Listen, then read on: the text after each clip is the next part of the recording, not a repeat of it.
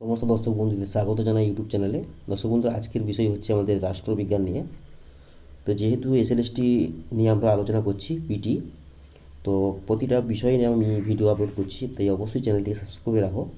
তো আজকে যেহেতু বিষয় হচ্ছে আমাদের রাষ্ট্রবিজ্ঞান, এবং আজকের টপিক হচ্ছে পার্লামেন্ট নিয়ে।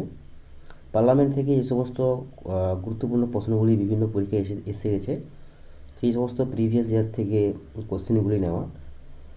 তো বিভিন্ন পরীক্ষায় এসে গেছে, তো গুরুত্বপূর্ণ প্রশ্নগুলি আলোচনা করব। তো আজকের প্রথম প্রশ্ন, নিম্নের কোনগুলি নিয়ে ভারতের সংসদ সংসদ গঠিত হয়েছে? এই প্রশ্নটি এসেছিল ডাব্লিউবিসিএসে 2008 সালে। তো চারটা অপশান দেওয়া হয়েছে। যেহেতু ভারতের সংসদ গঠিত হয়েছে বলেছে, তো এই প্রশ্নের সঠিক উত্তর হবে অপশন এ, রাষ্ট্রপতি, লোকসভা ও রাজ্যসভা নিয়েই ভারতের সংসদ গঠিত হয়। তাই এই প্রশ্নের সঠিক উত্তর হচ্ছে অপশন এ। পরের প্রশ্নটি হচ্ছে, সরকারি বিল কয় প্রকার? চারটা অপশন দেওয়া হয়েছে। সরকারি বিল হচ্ছে 3 প্রকারের সরকারি বিল হয়ে থাকে। কিন্তু এখানে আরেকটা বিষয়, যেটা যদি বলতো যে বিল কয় প্রকার, যদি শুধু বিলের কথা উল্লেখ থাকতো, তাহলে কিন্তু এটা হতো তখন অপশন 2 হতো। যেহেতু এখানে কোশ্চেনটা বলা হয়েছে যে সরকারি বিল কিন্তু 3 প্রকারের, আর যদি বলে থাকে যে বিল কয় প্রকার, তাহলে কিন্তু হবে 2 প্রকার। সেই 2 প্রকারের মধ্যে একটা প্রকার হচ্ছে সরকারি বিল, আর এই সরকারি বিলকে আবার কয় ভাগে ভাগ করা হয়েছে? 3 ভাগে। তাই প্রশ্ন যেহেতু আমাদের দেওয়া হয়েছে যে সরকারি বিল কয় প্রকার, তাই এই প্রশ্নের উত্তর হচ্ছে কি 3 প্রকার। নেক্সট প্রশ্ন,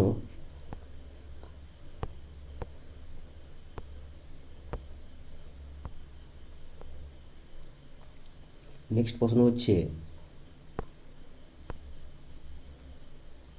কতজন সদস্য নিয়ে রাজ্যসভা গঠিত হয়? খুব সহজ প্রশ্ন একটি। যেহেতু রাজ্যসভার কথা বলা হয়েছে, তো রাজ্যসভা আমাদের গঠিত হয় 250। তো বর্তমানে এটা হয়ে গেছে 245। আর এই যে সংখ্যাটা দেওয়া হয়েছে এখানে 555, এটা হয়ে থাকে লোকসভাতে, কিন্তু এই সংখ্যাটা বর্তমানে হয়ে গেছে এটাও 545। 4 নম্বর প্রশ্ন বলা হয়েছে, ভারতের আইনসভার নিম্নকক্ষের নাম কি? তো খুব সহজ প্রশ্ন, যেহেতু আইনসভার নিম্নকক্ষ বলছে, তো এখানে উত্তরটা হবে কি লোকসভা। যদি বলতো যে আইনসভার উচ্চকক্ষের নাম কি, উচ্চকক্ষ হচ্ছে রাজ্যসভা। আর এই উচ্চকক্ষ রাজ্যসভা সংখ্যাটা হচ্ছে, সদস্য সংখ্যা হচ্ছে 245। এবং এই রাজ্যসভা হচ্ছে স্থায়ী কক্ষ।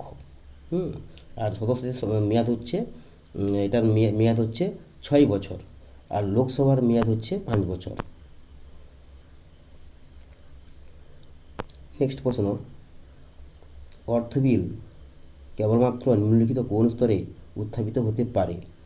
তো এই প্রশ্নটা এসেছিলো 2008 এসেছিলো ডাব্লিউবিসিএসে। তো অর্থ বিলের কথা উল্লেখ করা আছে। অর্থ বিল যেহেতু বলছে, তো 4টা অপশন দেওয়া হয়েছে। তো অবশ্যই প্রশ্নের উত্তর হবে কি কেবলমাত্র লোকসভায়। কারণটা হচ্ছে কি, সমস্ত বিল কিন্তু অন্যান্য, মানে এই অর্থ বিল ছাড়া সব বিলই কিন্তু কী করা হয়ে থাকে না, উভয় কক্ষে, মানে উভয় সভাতে কী করা হয়, উত্থাপন করা হয়।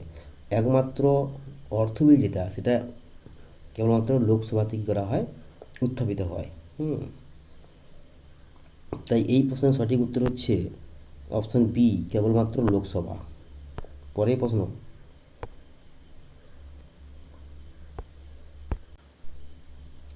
পার্লামেন্ট বা সংসদের অনুমোদনবিহীন ব্যয় হলো? তো এখানে 4টা প্রশ্ন দেওয়া হয়েছে, অপশন দেওয়া হয়েছে। তো পার্লামেন্ট বা সংসদের অনুমোদনবিহীন ব্যয় হলো কোনটি? তো এখানে প্রথম অপশন বলা হয়েছে রাষ্ট্রপতি ও উপরাষ্ট্রপতির বেতন। অপশন বিতে বলা হয়েছে সুপ্রিম কোর্ট ও হাইকোর্টের বিচারপতিদের বেতন, স্পিকারের বেতন, আর ডিতে বলা হয়েছে সবকটি। তো অনুমোদনবিহীন যেহেতু ব্যয় বলা হয়েছে, তো তো এই প্রশ্নের সঠিক উত্তর হবে অপশন ডি, সবকটি। নেক্সট প্রশ্ন হচ্ছে কি, বিল সাধারণত কয় প্রকার? এই যে একটু আগে বলে গেছিলাম বিল কয় প্রকার, তো আনডাউটেডলি এই প্রশ্নের উত্তর হবে কি সাথে বি, 2 প্রকার। সরকারি বিল 3 প্রকার, তো বিলটা হচ্ছে 2 প্রকার। তারপরেই প্রশ্ন, কতজন সদস্য নিয়ে লোকসভা গঠিত হয়? এই লোকসভা যেহেতু বলা হয়েছে, তো এখানে 552 দিয়েছে, তো এটা 552ই এখানে সঠিক উত্তর হবে অপশন অনুযায়ী। কিন্তু কিন্তু বর্তমানে সংখ্যা 545। তো এখানে যেহেতু 552 দিয়েছে, তো এটা 552ই উত্তর হবে। নেক্সট প্রশ্ন, কতজন সদস্য নিয়ে লোক, 9 থেকে প্রশ্ন হচ্ছে এবারে, অর্থ বিল কয় প্রকার? যে বলা হয়েছে অর্থ বিল কয় প্রকার, 9 থেকে প্রশ্ন। তো অপশন দেওয়া হয়েছে 1, 2, 3, 4 কয় প্রকারে বলতে বলা হয়েছে অর্থ বিলটা। তো যেহেতু অর্থ বিলের কথা বলা হচ্ছে, তো এখানে হবে কি সঠিক উত্তর হবে 2 প্রকার, অর্থ বিল 2 প্রকার।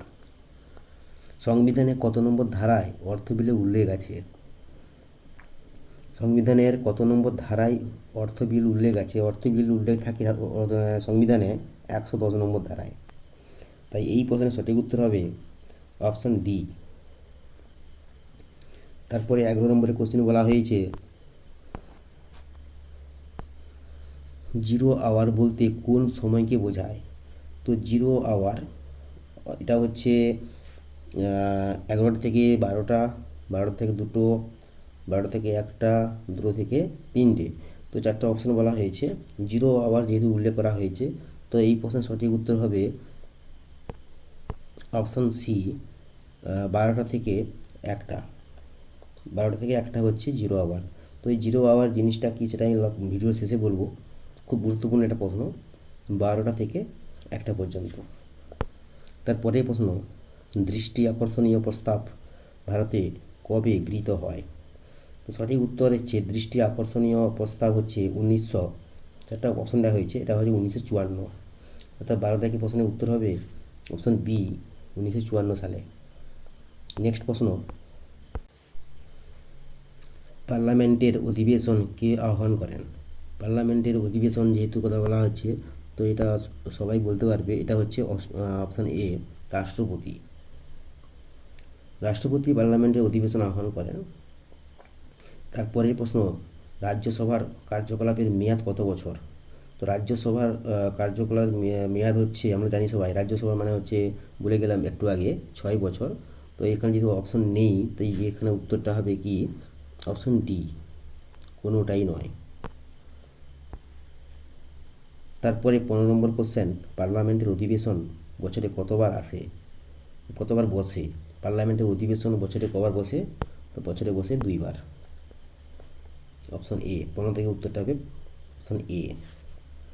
নেক্সট প্রশ্ন, বাজেট অধিবেশন আহ্বান করা হয় যে মাসে? তো কোন মাসে বাজেট অধিবেশন করা হয় থাকে? তো এটা হবে ফেব্রুয়ারি, মে। অপশন 6 থেকে এই প্রশ্নের উত্তর হবে কি অপশন এ, ফেব্রুয়ারি থেকে মে মাসে এই বাজেটটা অধিবেশন আহ্বান করা হয়। তারপরে 17 নম্বর প্রশ্ন হচ্ছে কি, পার্লামেন্টে 2টি অধিবেশনের সর্বাধিক ব্যবধান কত? তো 2টি অধিবেশনের সর্বাধিক ব্যবধান বলা হয়েছে, সর্বাধিক ব্যবধান কত মাস হতে পারে? তো এই প্রশ্নের সঠিক উত্তর হচ্ছে কি 6 মাস। 6 মাস হচ্ছে সঠিক উত্তর। পরের প্রশ্নতে যাব,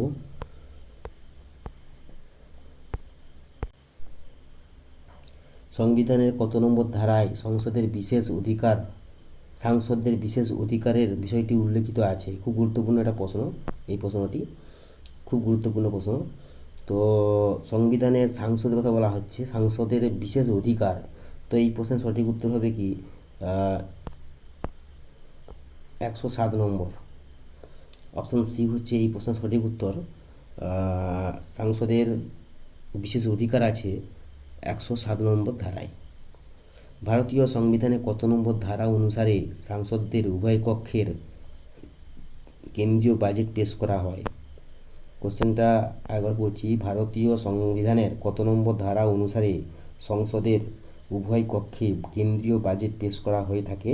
তো এটা ডাব্লিউবিসিএসে এসেছিল, এটা এসেছিল 2009 সালে। দেখতে পাচ্ছ কোশ্চেন দেওয়া হয়েছে। তো খুব গুরুত্বপূর্ণ একটা প্রশ্ন।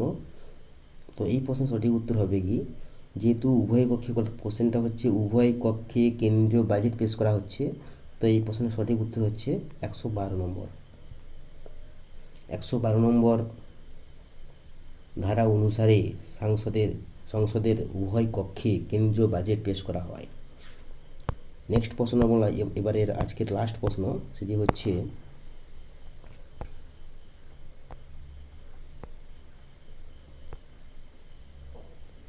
নিচের দেওয়া তথ্যগুলি বিবেচনা করে কোন বিবৃতিটি সঠিক তা চিহ্নিত করতে বলা হয়েছে। তো এটা এসেছিল 2010 সালে। বলা হচ্ছে রাজ্যসভা একটি স্থায়ী কক্ষ। রাজ্যসভা সদস্যগণ সর্বোচ্চ 5 বছর পর্যন্ত শপথে আসীন থাকতে পারেন। লোকসভা রাজ্য তালিকাভুক্ত বিষয়ে আইন প্রণয়ন করতে পারে। তো এই যে প্রশ্ন, এই প্রশ্নের সঠিক উত্তর হবে কি, এটা দেখো একটু আগে বলে গেছিলাম। তো এটা প্রথম দুটো ঠিক আছে। রাজ্যসভা সদস্যগণ 5 বছর পর্যন্ত শপথে আসীন থাকতে পারেন, আর রাজ্যসভা হচ্ছে একটা স্থায়ী কক্ষ, আমি বলেছিলাম স্থায়ী কক্ষ। তো এটা প্রথম দুটো ঠিক হবে।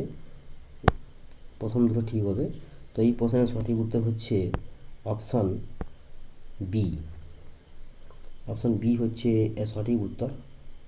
এটা অপশান বি নয়, এটা উত্তরটা হচ্ছে, হ্যাঁ অপশান বি সঠিক উত্তর। তো এখানে একটা জিনিস খেয়াল করতে হবে, যেটা যে আমি বলেছিলাম রাজ্যসভা একটি স্থায়ী কক্ষ, এটা একটা, এই অপশানটা ঠিক আছে। আর অপশানটা ঠিক আছে কোনটা, 3 নম্বরটা ঠিক আছে। 5 নম্বরটা ঠিক নেই। কারণটা হচ্ছে কি, এইখানে সংখ্যাটা দেওয়া হয়েছে কত, 5 বছর, কিন্তু 5 বছর হচ্ছে লোকসভা সদস্যদের সময়কাল, লোকসভার। রাজ্যসভার 6 বছর। আর তাই এটা হচ্ছে 1 নম্বরে ঠিক আছে এবং 3 নম্বরে ঠিক আছে। তো তাহলে লোকসভা রাজ্য তালিকাভুক্ত বিষয়ে আইন প্রণয়ন করতে পারে।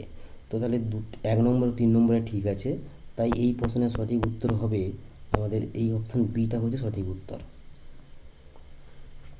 তো এই ছিল আজকের ভিডিও রাষ্ট্রবিজ্ঞান নিয়ে। যদি ভালো লেগে থাকে লাইক করে চ্যানেলটি সাবস্ক্রাইব করে রাখো, কারণ পরবর্তী আপলোড করবো এভাবে।